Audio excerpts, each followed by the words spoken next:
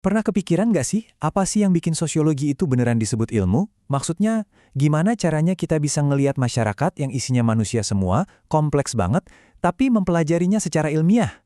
Nah, ternyata ada 4 ciri khas utamanya, dan di sini kita bakal bedah satu persatu. Nah, ini dia pertanyaan besarnya kan. Masyarakat itu, wah isinya emosi, tradisi, interaksi yang kadang kelihatannya acak banget. Terus gimana caranya kita bisa pakai metode ilmiah buat memahami semua kekacauan yang indah ini? Kayaknya mustahil banget ya. Ternyata jawabannya ada di 4 aturan main yang jelas. Anggap aja ini semacam toolkit atau kotak peralatannya para sosiolog. 4 prinsip inti inilah yang bikin mereka bisa ngebaca dunia sosial kita secara sistematis. Yuk kita lihat bareng-bareng. Oke, prinsip pertama, dan ini mungkin yang paling dasar ya, semuanya itu harus mulai dari sini. Kita buka mata, dan kita lihat apa yang beneran terjadi di lapangan. Bukan apa yang kita kira-kira atau kita bayangin terjadi. Nah, ini poin kuncinya. Sosiologi itu sifatnya empiris. Maksudnya apa? Artinya sosiologi itu nggak asal nebak atau spekulasi, nggak pakai kayaknya begini deh. Sebaliknya, sosiologi itu dibangun di atas bukti, di atas fakta yang dikumpulkan dari pengamatan langsung. Intinya, ini soal data, bukan sekedar asumsi. Nah, di sini kita bisa lihat bedanya jelas banget. Di sebelah kiri, itu cuma asumsi, cuma tebakan. Ah, orang miskin itu kan karena malas. Itu asumsi. Tapi lihat yang di kanan. Itu observasi. Data nunjukin kalau akses ke pendidikan dan kerjaan yang layak itu terbatas. Dan ini nyambung sama tingkat kemiskinan. Kelihatan kan bedanya? Satunya cuma opini, satunya lagi analisis yang ada buktinya. Oke, jadi kita udah ngumpulin semua fakta dari observasi. Terus, apa? Masa datanya ditumpuk gitu aja? Nggak ada artinya dong, ya kan? Nah, disinilah pilar kedua masuk. Kita harus bisa membangun penjelasan dari semua data itu. Disinilah sosiologi jadi teoritis. Tujuannya itu buat ngambil semua potongan data yang tadi, terus dirangkai jadi satu kerangka yang masuk akal, jadi sebuah teori. Jadi, kita nggak cuma tahu apa yang terjadi, tapi kita juga coba jelasin kenapa itu bisa terjadi. Ini soal nyambung-nyambungin titik-titik gitu loh. Coba deh lihat bedanya di sini. Di kiri kita cuma punya fakta. Banyak orang di kota A nganggur. Oke, itu fakta. Tapi di kanan kita mulai mikir secara teoretis. Gimana ya caranya kebijakan ekonomi, tingkat pendidikan, sama perubahan industri itu saling nyambung sampai akhirnya menyebabkan pengangguran di kota itu. Nah, ini dia lompatan besarnya.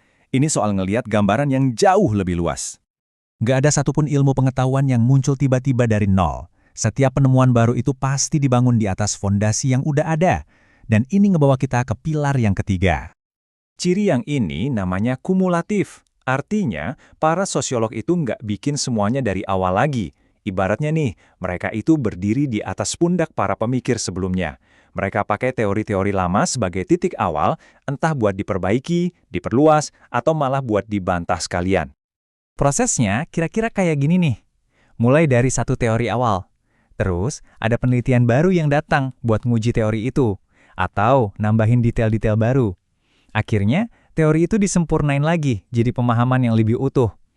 Jadi, prosesnya nggak diam di tempat ya, tapi terus tumbuh dan berevolusi. Beginilah cara ilmu pengetahuan bekerja. Oke, sekarang kita sampai di pilar terakhir. Dan yang ini mungkin yang paling menantang buat kita semua sebagai manusia, yaitu perannya sosiolog sebagai pengamat yang objektif. Istilahnya itu non-etis. Tunggu dulu. Ini penting banget. Ini bukan berarti sosiolog itu nggak punya etika ya. Sama sekali bukan itu. Maksud non-etis di sini itu tujuan utamanya bukan buat ngejudge secara moral. Tugas seorang sosiolog itu bukan buat bilang sesuatu itu baik atau buruk, tapi untuk ngejelasin faktanya secara analitis. Perbandingan ini kena banget. Di kiri itu sikap moral.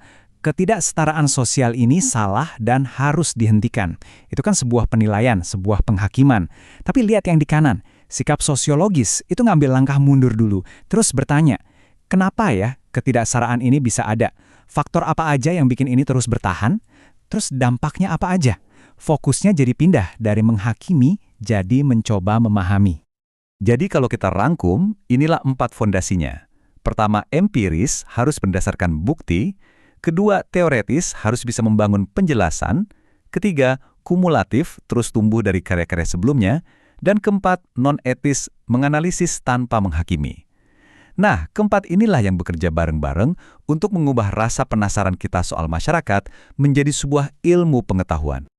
Nah, ini ngebawa kita ke pertanyaan terakhir khusus buat kamu. Sekarang kan kamu udah punya toolkitnya nih. Coba bayangin, kalau kamu bisa jadi sosiolog sehari aja, fenomena sosial apa sih di sekitarmu yang paling bikin kamu penasaran dan pengen kamu analisis? Coba deh dipikirin.